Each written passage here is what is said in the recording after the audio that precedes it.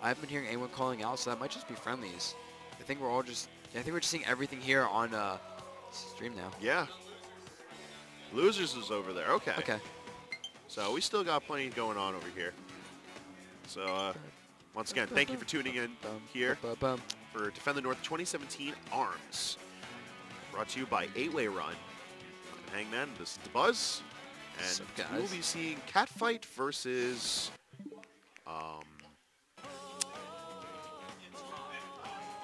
oh, Rog, okay. Oh, Rog, okay. Oh, so we're gonna have, what is it, Twin Tail versus Min Min? I think so. We're gonna have, oh, we got Beyblade again. Yo, Beyblade. Yo, the maximum let it rip against the character that we've already seen well established for being able to just shift momentum incredibly well. Yeah, I feel like, I don't think we're gonna be seeing any timeouts just because Min Min's gonna force the fights. You know, the game's gonna end very quickly either way. But I feel like Min Min's pressure is gonna be really hard for a Twin Tail to deal with.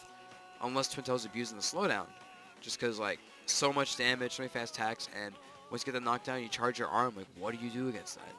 It's going to be, like, raw aggression, just tons of it, versus this character that's able to turn the tides through defensive play and evasive movement.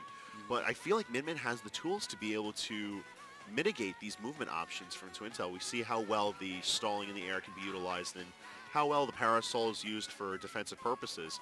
I don't know if those are going to be enough to stop the unrelenting force that is Min Min's double Beyblades. I think Sage is going to play a heavy factor into this as well.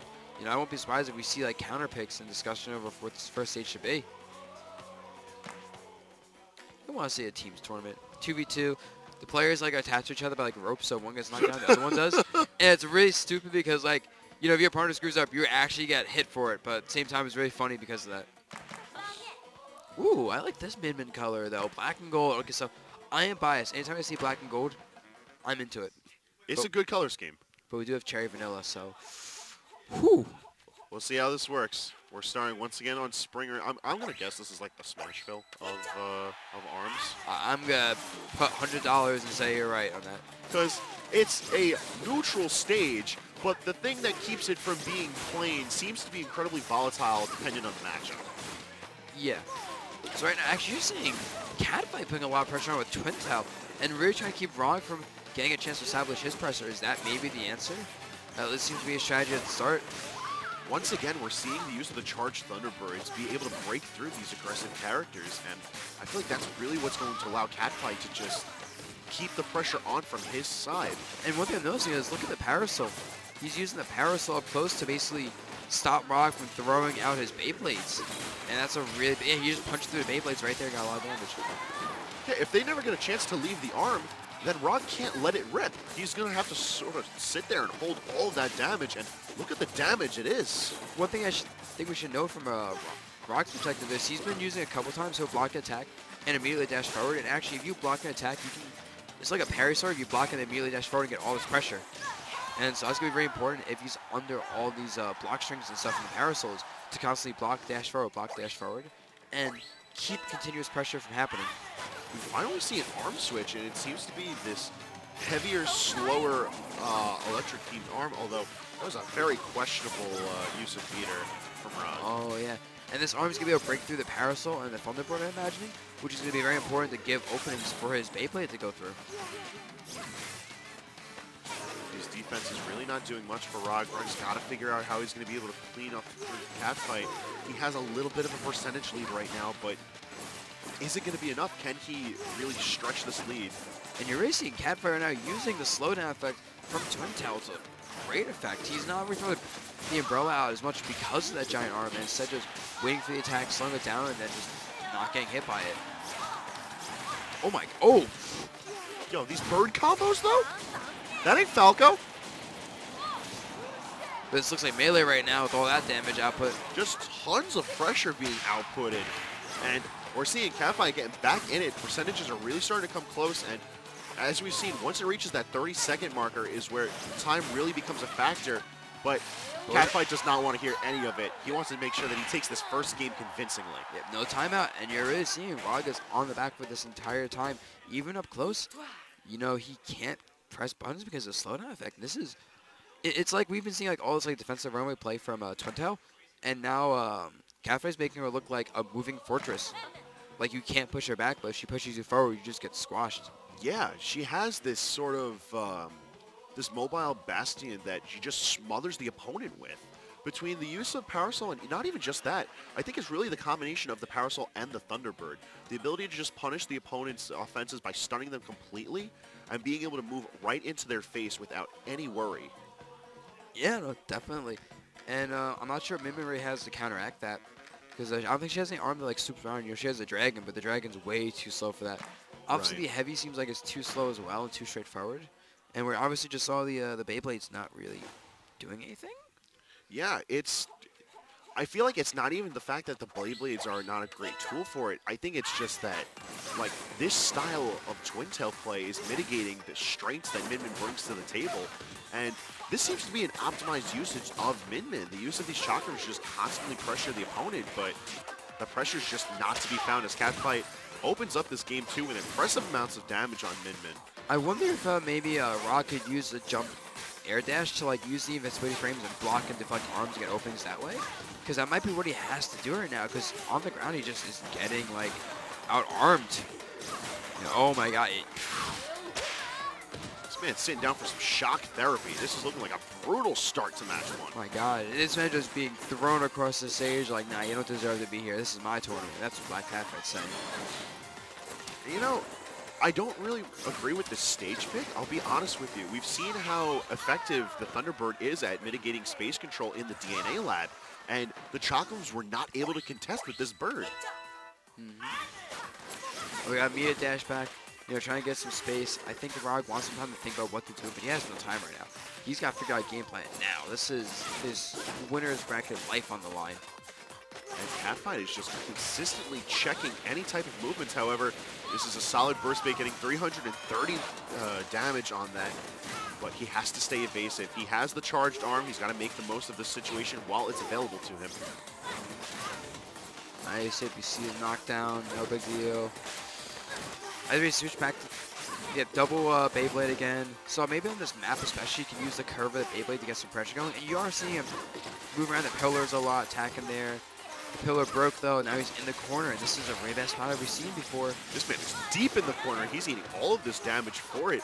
There's no room for Rog to move his Min Min out of here. And as we say that, he deflects the attack and gets a grab afterwards. And now he has all this room, and now for the first time in the set, we've seen Black Catfight is actually on the back foot. He has no super. He has 35 seconds to do a lot of damage, and I think we're going to see a game 3 in this match. It's certainly plausible, especially if Rog manages to continue his pressure by getting this chip damage here and there. Yeah, 22 seconds left. We're definitely seeing the timeout.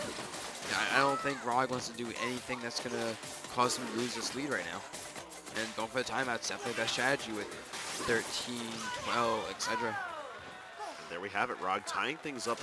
And I have to say that the adjustments that he made going from game 1 into game 2 is just phenomenal. This man recognized everything that he needed to do to stop Catfight from stopping him. And now Catfight has to go back to the drawing board and figure out how to slow down these Beyblades.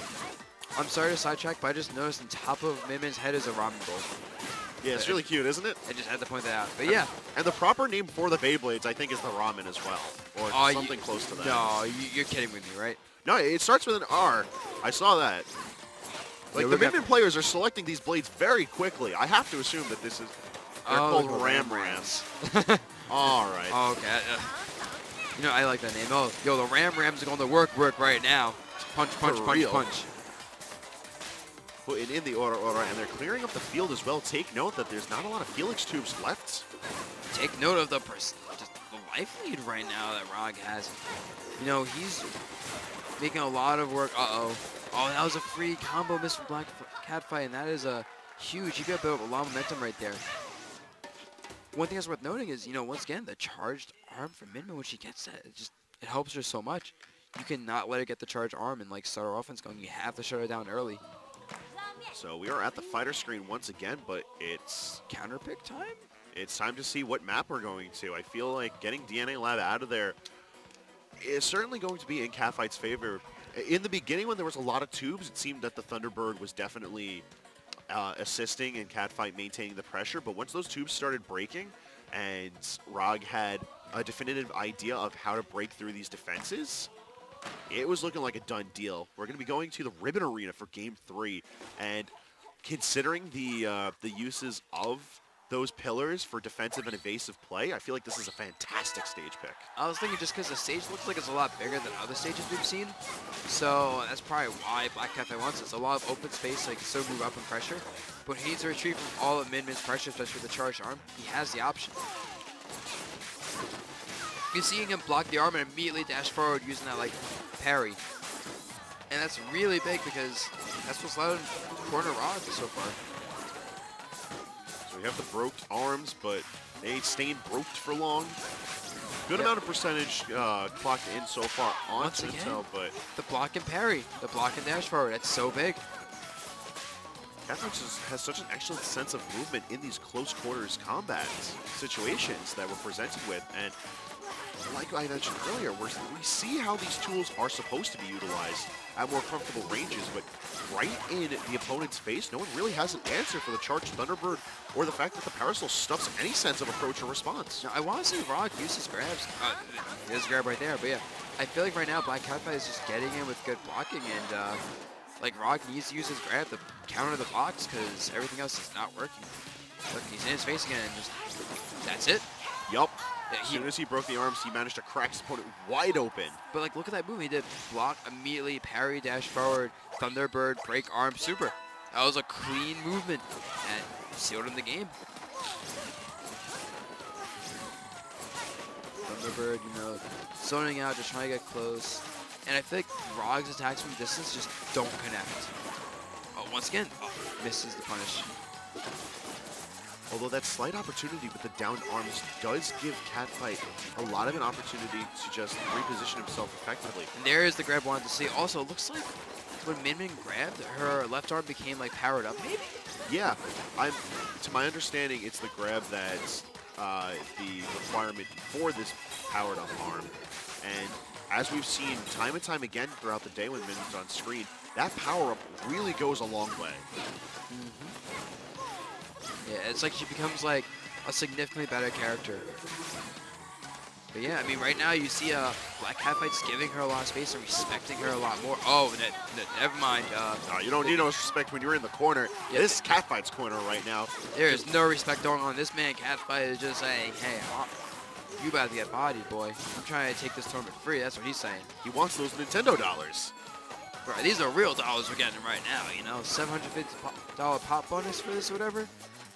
For a pickup tournament? I think it's something like that, yeah. Yo. So first place probably get like $350, $400. Like, I want to learn ARMS in an hour right now and make that money. 8-way run with the Nintendo connections for the, honestly, the most lit pickup tournament I've seen at a regional to date. Yeah, right. This is hype.